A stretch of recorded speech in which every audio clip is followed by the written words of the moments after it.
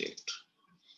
तो solid state में मैं ये बात जानता हूँ कि मैं आपको वो पुरानी बातें नहीं बताने जा रहा हूँ। पुरानी बातें इन द सेंस मैं वो नहीं कह रहा हूँ कि सॉलिड का शेप और साइज एकदम डेफिनेट होता है, high intermolecular forces of attraction होते हैं, डेंसिटी ज्यादा होती है, फ्लूइडिटी नहीं होती है। ये कुछ ऐसी बातें थी जो 9th क्लास में फर्स्ट टाइम हम लोगों ने पढ़ी और जिंदगी भर के लिए हमें याद हो गई।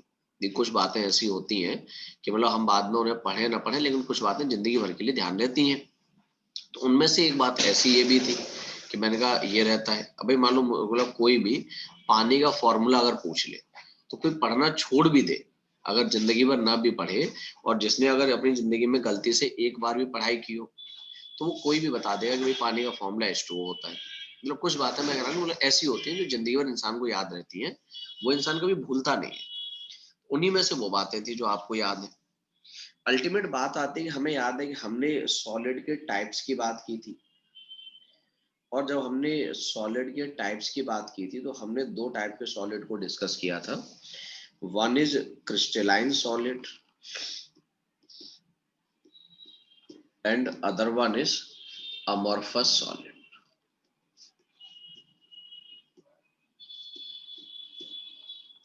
ठीक है ना।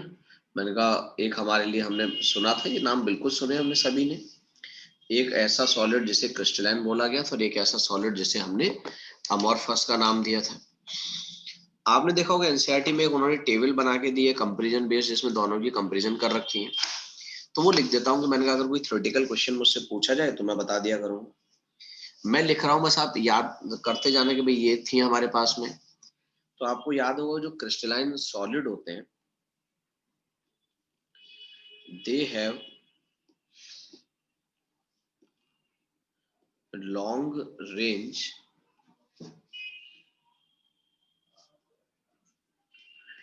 एंड सिमेट्रिक, या मैं कह सकता हूँ रेगुलर। ठीक है, सिमेट्रिक, या इसकी जगह पे वर्ड यूज कर सकता हूँ रेगुलर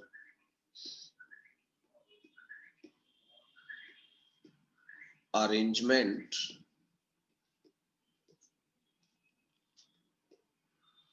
ऑफ कॉन्स्टिट्यूएंट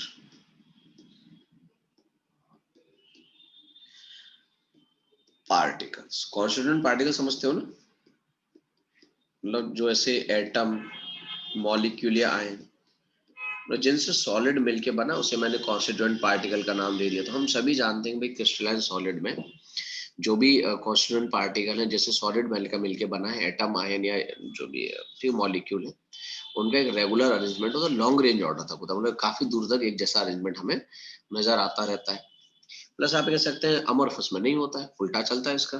तो मैं ये कह सकता हूँ कि दे हैव शॉर्ट रेंज, ठीक है, and irregular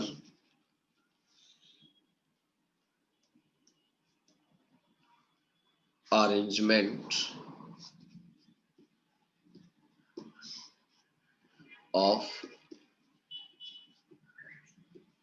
constituent particles।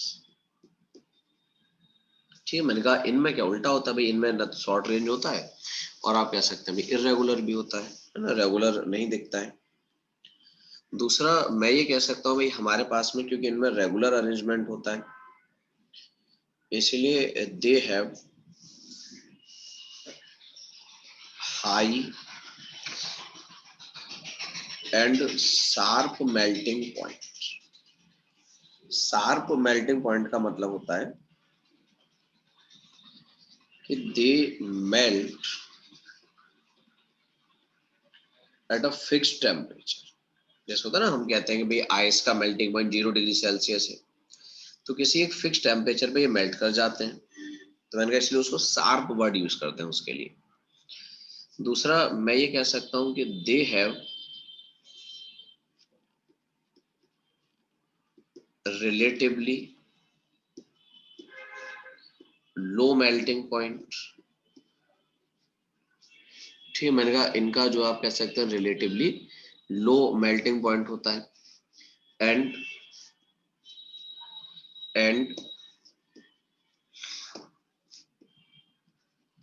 Melt over a range of temperature.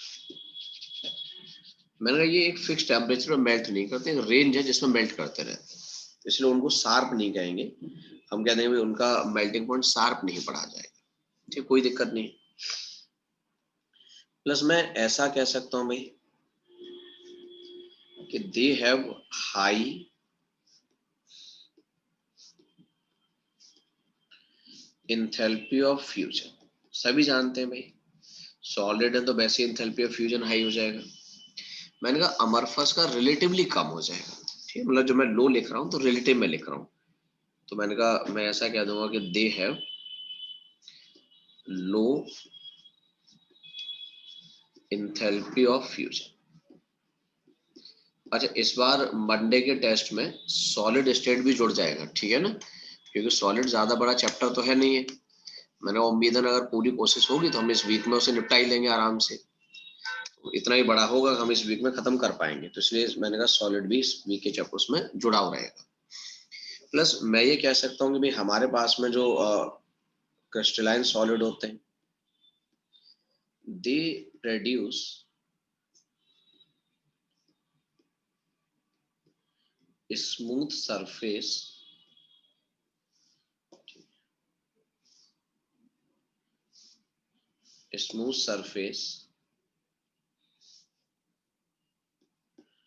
when cut with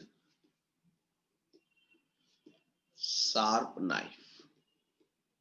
खैर हमने कहा कि भाई ठीक है, बढ़िया बात है, आप रामपुरी चाकू से इन्हें काट दो, तो मैंने कहा जो हमारे पास में ठीक ये रहेगा। हाँ ये बात तो सही है, इस चैप्टर को खत्म होने पूरा 1 साल लगेगा है, 20 में खत्म होगा और 21 में शुरू होगा, सॉरी 20 में शुरू होगा 21 में खत्म, ठीक है ना। तो मैंने कहा ये स्मूथ सरफेस प्रोड्यूस करते हैं। हमें मालूम है कि भाई जो हमारे पास में अमरफस सॉलिड होते हैं, they produce rough surface.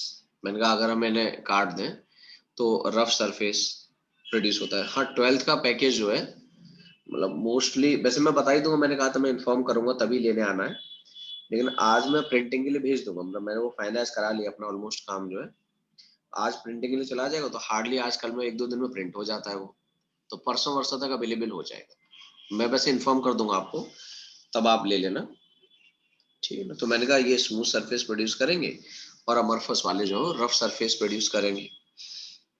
Plus मैं ये कह सकता हूँ कि दे आर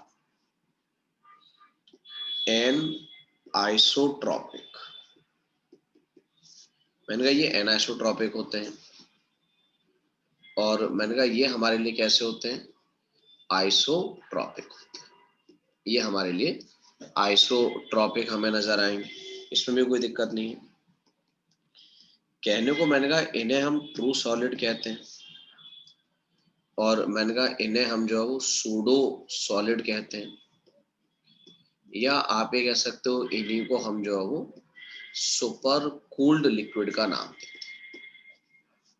जैसे ग्लास होता है, हम जानते हैं भाई ग्लास जो सुपर कूल्ड लिक्विड ही तो होता है, तो मैंने कहा ये हमारे लिए सुपर कूल्ड लिक्विड कहलाते हैं, ठीक है ना, इस तरह का रहता है सुपर कूल्ड लिक्विड रहता है, जैसे ग्लास हो गया, या मैंने कहा रबर है, रबर भी इसी का एग्जांपल, एक अमरफस सॉलिड का एग्जांपल होता है।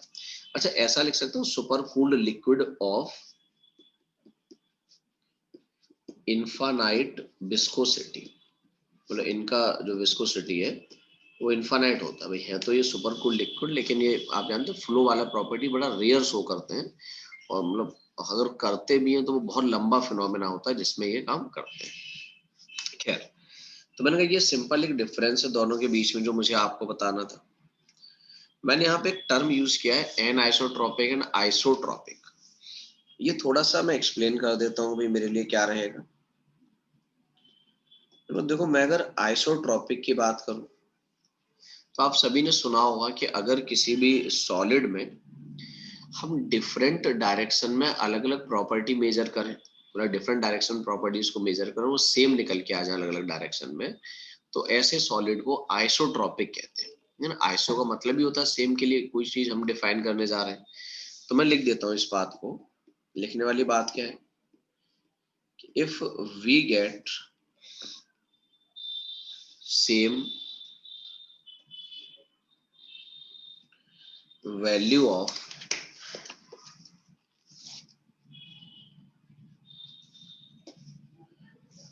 properties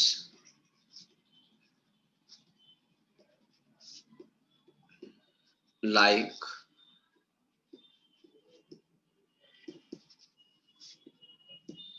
electrical conductance,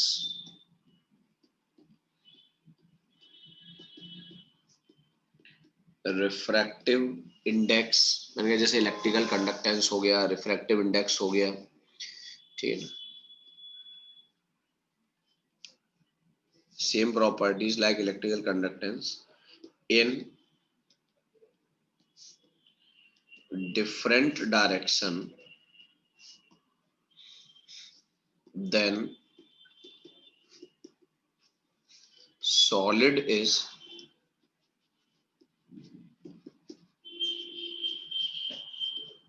considered as isotropic. ठीक है, मैंने कहा अगर हमने अलग अलग डायरेक्शन में मान लो इन प्रॉपर्टीज को मेजर किया और ये प्रॉपर्टीज हमें सेम दिख गई तो हम कहते हैं वो आइसोट्रॉपिक। और मान लो अलग अलग प्रॉपर्टीज हमें ये सेम नहीं दिखती, अलग अलग दिखती हैं, तो हम उसे क्या कह देते हैं, एन आइसोट्रॉपिक का नाम दे देते हैं, उन्हें हम एन आइसोट्रॉपिक कह देते हैं। नेक्स्ट मैंने कहा हमारे पास एक फिनोमेना होता है, आपने आज से पहले सुना भी होगा, दैट इज पॉलीमॉर्फिज्म। मैंने कहा पॉलीमॉर्फिज्म आप कह सकते हैं या आइसोमॉर्फिज्म कह देते हैं, बात वही होती है। हालांकि मैंने ये वाला नाम पहले लिखाया था आपको केमिकल बॉन्डिंग में, आयनिक कंपाउंड में ये बात बताई थी। तो मैंने कहा आप कह सकते हैं भाई ऐसे क्रिस्टल सॉलिड जिनके क्रिस्टलाइन स्ट्रक्चर मैच कर जाते हैं वो हमारे लिए क्या है, आइसोमॉर्फस कहलाते हैं, या उन्हें हम पॉलीमॉर्फस का नाम दिया करते हैं। ठीक है, तो मैं इस बात को लिख देता हूँ, that is solids having same crystalline structure are known as isomorphous। ठीक है, मैंने कहा जिनके क्रिस्टल स्ट्रक्चर सेम होते हैं उनको आइसोमॉर्फस पढ़ा जाता है। और जैसे एग्जांपल अभी फिलहाल में मैं एक ही लिखा रहा हूँ, मान लो NaCl और मैग्नीशियम ऑक्साइड है, मैंने आपसे कहा दे आर आइसोमॉर्फस, ये आइसोमॉर्फस होते हैं, तो इनके क्रिस्टल स्ट्रक्चर सेम होते हैं तो हमने कह दिया भाई ये हमारे लिए क्या होंगे, आइसोमॉर्फस कहलाएंगे, है ना। इनको हम जो है ये नाम दे देंगे। तो बहुत सारे एग्जांपल हो सकते हैं, जरूरी नहीं कि यही हो, जिनके क्रिस्टल स्ट्रक्चर आपको लगता है भाई सेम हो जाएंगे वो आ जाएंगे। जैसे ZnSO4.7H2 एंड FeSO4.7H2, इन दोनों के स्ट्रक्चर सेम होते हैं, हम क्या देंगे भाई ये हमारे लिए क्या कहलाएंगे, आइसोमॉर्फस कहलाएंगे। तो हमें हमारे सिलेबस में सिर्फ और सिर्फ क्रिस्टलाइन सॉलिड के ही बारे में पढ़ना होता है बस खाली। हम अपने सिलेबस में अमorphous सॉलिड डील नहीं करते। और मैंने कहा अगर मैं टाइप्स ऑफ क्रिस्टलाइन सॉलिड की बात करूं तो बहुत सिंपल सिंपल से टाइप होते हैं, आपने सभी ने सुने भी होंगे आज से पहले, जैसे आयनिक सॉलिड। देखो तो आपको मैं बहुत सिंपल लैंग्वेज में बता देता हूं कि solid made up of ions, ज्यादा दिमाग लगाने की जरूरत ही नहीं, ज्यादा लंबी चौड़ी डेफिनेशन की जरूरत ही नहीं है। अगर कोई सॉलिड आयन से मिलके बना है तो आयनिक सॉलिड कहलाएगा। एग्जाम्पल हम तमाम जानते हैं भाई, जितने भी आयनिक कंपाउंड होते हैं वो इसी का तो एग्जाम्पल होंगे। मैंने कहा जितने भी आयनिक कंपाउंड होते हैं वो सभी आयन से मिलके बने, तो वो सभी हमारे लिए क्या पढ़े जाएंगे, आयनिक सॉलिड पढ़े जाएंगे। दूसरा मैंने कहा ऐसे ही हमारे पास में जो है वो मेटालिक सॉलिड होता है, तो हम ये कह सकते हैं मेटालिक सॉलिड मतलब जो मेटल एटम से मिलके बने हैं, तो हम ये कह सकते हैं solid made up of metal atoms. ठीक है, मैंने कहा जो सॉलिड मेटल एटम से मिलके बने होंगे वो मेटालिक सॉलिड कहलाएंगे। तो सिंपल जैसे मान लो आयरन आप देखते हो, एल्यूमिनियम है, मैंने कहा जो भी मेटल है जितने भी है कोई भी लिख लो, मैं एक या दो क्या लिखूंगा, आपने ढेर सारे मेटल के नाम सुने, आप कोई मेटल इसमें लिख सकते हो। तो मैंने ये सभी हमारे लिए मेटालिक सॉलिड कहलाते हैं। तीसरा मेरे पास में कोवेलेंट नेटवर्क सॉलिड होते हैं भाई। तो मैंने कहा कोवेलेंट नेटवर्क सॉलिड वो है जो कोवेलेंट आप कह सकते हैं बॉन्ड रखते हैं, ठीक है ना। तो मतलब मैं ये कह सकता हूँ कि कोवेलेंट नेटवर्क सॉलिड में क्या होता है, इन covalent network solids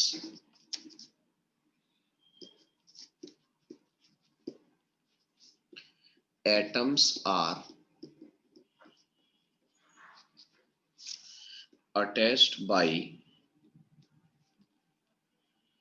covalent bonds। ठीक है, मैंने कहा ढेर सारे एटम्स होते हैं, ढेर सारे कोवेलेंट बॉन्ड होते हैं जो आपस में जुड़े होते हैं, तो हम उसे कोवेलेंट नेटवर्क सॉलिड का नाम दे देते हैं। मैंने कहा जैसे आपकी किताब में आपने देखा हो कुछ एग्जाम्पल दे रखे उन्होंने, जैसे डायमंड एक एग्जाम्पल दे रखा है, ग्रेफाइट हो गया, सिलिका होता है। मैंने कहा ये सभी कोवेलेंट नेटवर्क सॉलिड होते हैं। या फिर मैंने कहा हमारे पास में कार्बोरंडम होता है, कार्बोरंडम सिलिकॉन कार्बाइड का नाम होता है, ये हमारे लिए बोरॉन नाइट्राइड होता है। तो इस टाइप के जो सॉलिड होते हैं जिसमें मैंने कहा बहुत सारे एटम कोवेलेंट बॉन्डिंग से जुड़े होते हैं, आप कह सकते हैं वो हमारे लिए कोवेलेंट नेटवर्क सॉलिड कहलाते हैं। देखो जो कोवेलेंट नेटवर्क सॉलिड होते हैं इनकी खासियत होती है, खासियत ये होती है कि कोवेलेंट नेटवर्क सॉलिड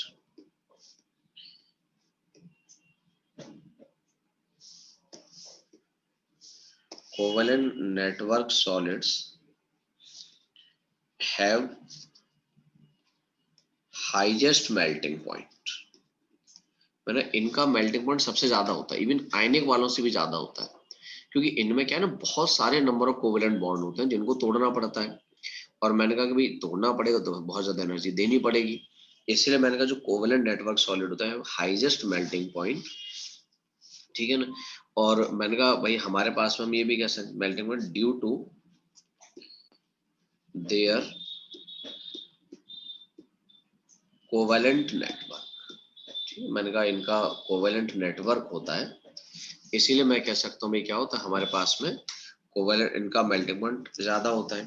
प्लस मैं ये भी कह सकता हूँ आप लोगों से कि during melting of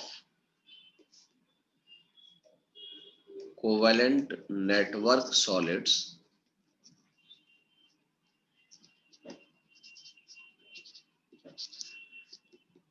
cleavaging of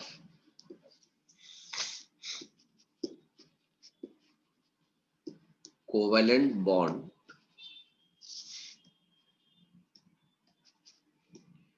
takes place। ठीक, मैंने कहा इस बात को लिखने में शायद किसी को दिक्कत नहीं है कि भाई जाहिर सी बात है जब मेल्टिंग करा हुआ डायमंड वाला हमें मेल्ट कराना है तो उसमें कार्बन कार्बन एटम के बीच में बहुत सारे कोवेलेंट बॉन्ड है, वही आप तोड़ रहे हो। तो मैंने कहा इनकी मेल्टिंग के दौरान क्या होते हैं जो कोवेलेंट बॉन्ड होते हैं वो टूटते हैं, तो हमने कह दिया भाई ये रहेगा। हमारे पास चौथा एक सॉलिड और होता है जिसे मैंने कहा हमने जो है वो मॉलिक्यूलर सॉलिड का नाम दिया था। तो वैसे तो नाम से ही हमें समझ में आ रहा है कि भाई solid made up of molecules.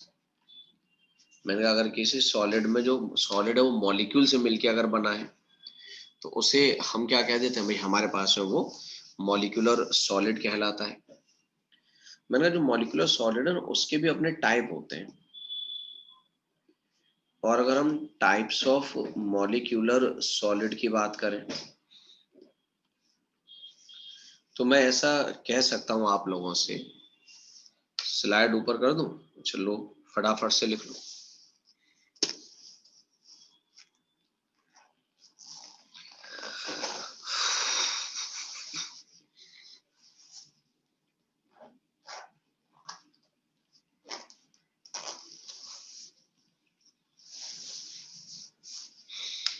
तो मैंने कहा जो मॉलिक्यूलर सॉलिड होते हैं वो मॉलिक्यूल से मिलके बने होते हैं। जैसे आप ये कह सकते हैं मॉलिक्यूलर सॉलिड में भी हमने अलग अलग नाम डिफाइन कर रखे हैं, और मैंने कहा अगर मैं अलग अलग नाम की बात करूं तो जैसे हमारे पास में जो है वो नॉन पोलर मॉलिक्यूलर सॉलिड, मतलब सिंपल ये कि जो मॉलिक्यूल है अगर वो नॉन पोलर है तो हमारे लिए क्या कहलाता है? Non polar molecular solid. अच्छा, इनके एग्जाम्पल तो लिख सकते हो ना, solid made up of molecules. और मैंने कहा अगर मैं इनके एग्जाम्पल लिखूं तो लिख दोगे, ऐसी कोई बात नहीं है। कि जैसे मान लो सॉलिड मीथेन ले लो आप, सॉलिड CO2 ले लो, सॉलिड अमोनिया ले लो, आइस ले लो। भाई आइस भी उसी का एग्जाम्पल है जिसमें मैंने कहा आप ये कह सकते हो भाई हमारे पास में इस तरीके का रहेगा। या आयोडीन सॉलिड ले लो, भाई ये सब मॉलिक्यूल है, तो आप कह सकते हो भाई ये सॉलिड सभी क्या कहलाएंगे हमारे पास में? मॉलिक्यूलर सॉलिड कहलाएंगे। ठीक है ना? प्लस आप शायद ये बात समझ रहे हो जहां तक जो मॉलिक्यूलर सॉलिड होते हैं ये सिंपल क्या करेंगे? वन डर वाल फोर्स को कंटेन करेंगे। भाई कोई और फोर्स तो होगा नहीं इनके पास में, तो मैंने कहा हम ये भी कह सकते हैं कि कंटेन वन डर वाल फोर्स। तो मैंने आपसे कहा कि नॉन पोलर मॉलिक्यूलर सॉलिड मतलब सिंपल है कि जो मॉलिक्यूल जिससे सॉलिड मिलके बना है अगर वो नॉन पोलर है, मतलब उसका नेट डायपोल जीरो है, तो हम कह देंगे भाई वो सॉलिड हमारे लिए क्या कहलाएगा? नॉन पोलर मॉलिक्यूलर सॉलिड कहलाएगा। कोई दिक्कत नहीं होती है, आसान है, बहुत सिंपल है। तो मैंने कहा मैं ऐसा लिख सकता हूं कि solid made up of non polar molecules. ठीक, मैंने कहा जो नॉन पोलर मॉलिक्यूल से मिलके बना होगा वो solid non polar molecular solid कहलाएगा। जैसे सॉलिड मीथेन है, भाई ठीक है, मीथेन मॉलिक्यूल नॉन पोलर होते हैं। सॉलिड CO2 है, मैंने कहा जैसे हम ड्राई आइस का नाम लेते आए तो हमें मालूम भाई ये भी हमारे लिए क्या होगा? नॉन पोलर मॉलिक्यूलर सॉलिड होगा। या फिर मैंने कहा I2 सॉलिड है, भाई ये भी नॉन पोलर मॉलिक्यूलर सॉलिड होंगे। तो ये सभी नॉन पोलर की कैटेगरी में रखे गए। दूसरा हम ये कह सकते हैं भाई हमारे पास में पोलर मॉलिक्यूलर सॉलिड, तो आप ये कह सकते हैं ठीक है अगर मॉलिक्यूल पोलर हुआ तो उसे पोलर मॉलिक्यूलर सॉलिड का नाम दे दिया गया। तो मैंने कहा कि solid made up of polar molecules, मैंने कहा जो पोलर मॉलिक्यूल से मिलके बने होंगे वो इस कैटेगरी में आ जाएंगे। जैसे मान लो हमने सॉलिड अमोनिया ले लिया, तो मुझे मालूम भाई अमोनिया एक पोलर मॉलिक्यूल है, तो ये पोलर मॉलिक्यूलर सॉलिड में आ जाएंगे। तीसरे हमारे पास में होते हैं hydrogen bonded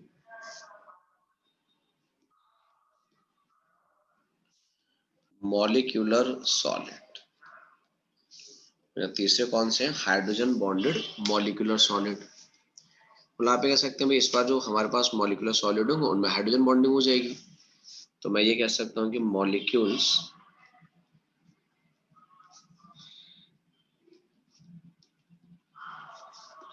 having hydrogen bonding, मैंने कहा जो मॉलिक्यूल हमने लिए अगर उनके बीच में हाइड्रोजन बॉन्डिंग हो जाए तो उसका बेस्ट एग्जांपल मैंने कहा आइस होता है। भाई आपको मालूम है आइस में डिफरेंट वाटर मॉलिक्यूल के बीच में हाइड्रोजन बॉन्डिंग बनी और वो सॉलिड भी है, तो हमने कह दिया भाई वो हमारे लिए क्या कहलाएगा? Hydrogen bonding. हाँ अमोनिया भी आ जाएगा, बिल्कुल अमोनिया भी इसका एग्जाम्पल है, मतलब दोनों में आ जाते हैं, कोई दिक्कत नहीं होती है, तो उसे हम हाइड्रोजन बॉन्डेड में कंसिडर कर लेंगे। ठीक है, ये काम कर लेंगे। तो मैंने ये सिंपल टाइप्स थे कि हमारे पास में जो भी क्रिस्टलाइन सॉलिड होते हैं उनके टाइप क्या क्या होते हैं। देखो हमें जब सॉलिड की स्टडी करनी होती है तो हम जानते हैं भाई हम पूरे सॉलिड की स्टडी तो नहीं कर पाते हैं, तो हमने सॉलिड का एक पोर्शन ले रखा है जिसकी पढ़ाई की जाती है, और मैंने कहा जो सॉलिड के पोर्शन की पढ़ाई की जाती है वही सारी सॉलिड की होती है, सिंपल बातें होती है। और उसे हमने क्रिस्टल लैटिस का नाम दिया था। आप जानते हो क्रिस्टल लैटिस क्या होता है हमारे पास में? तो मैंने कहा मैं ऐसा कह सकता हूं कि दी arrangement of points in space is known as crystal lattice। मैंने कहा जो भी स्पेस में पॉइंट्स के डिफरेंट अरेंजमेंट हो सकते हैं वो हमारे पास में क्या होगा, क्रिस्टल लैटिस कहलाता है। पॉइंट का मतलब क्या है? पॉइंट का मतलब ये है कि in crystal lattice each point represents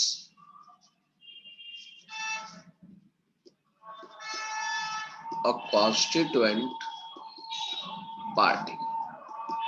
मतलब सॉलिड में भी जाए, सॉलिड किसी न किसी एटम आयन मॉलिक्यूल से मिलके बना है।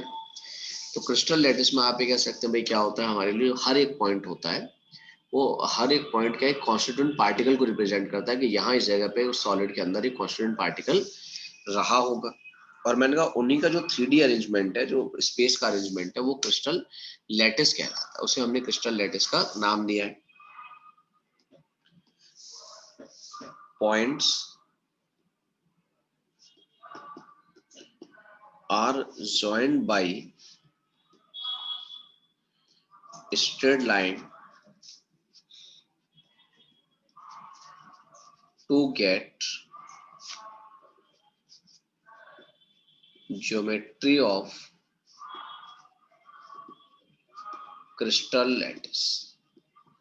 मैंने कहा अगर मुझे ये पता करना होता है कि भाई हमारे पास में जो क्रिस्टल लैटिस है उसका ज्योमेट्री क्या होगा, तो मैंने कहा उसके लिए हम क्या करते हैं, जो भी पॉइंट्स होते हैं उस लैटिस के उन्हें एक स्ट्रेट लाइन से ज्वाइन कर देते हैं, तो उसके बाद में जो भी स्ट्रक्चरल अरेंजमेंट बन के आ जाता है वो उसका ज्योमेट्री पता चल जाता है। ठीक है, हमने पढ़े उनके बारे में कि भाई कोई हमारे पास में जो है वो रोम्बिक होता है,